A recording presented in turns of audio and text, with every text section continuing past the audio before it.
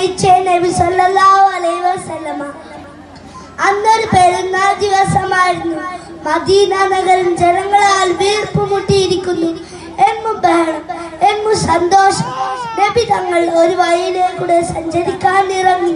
കുറച്ചു ദൂരം പിന്നിട്ടപ്പോൾ ഒരു മൈതാനിൽ കുറെ കുട്ടികൾ കൂട്ടം കൂടി കളിക്കും രസിക്കുന്ന കാഴ്ച കണ്ടു.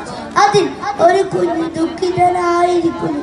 ആ കുഞ്ഞിനോട് നബി സല്ലല്ലാഹു അലൈഹി വസല്ലമ കാര്യം അന്വേഷിച്ചു. ആ പൊന്നുമോൻ തേങ്ങിക്കരഞ്ഞു പറഞ്ഞു, എൻ്റെ ഉപ്പയും മരിച്ചു, എൻ്റെ ഉമ്മയും മരിച്ചു, ഞാൻ തനിച്ചാണ്, എനിക്ക് ആരുമില്ല. അല്ലാഹുവിൻ്റെ നബി സല്ലല്ലാഹു അലൈഹി വസല്ലമ ആ പൊന്നുമോനെ ചേർത്ത് പിടിച്ച് വീട്ടിലേക്ക് കൊണ്ടുപോയി.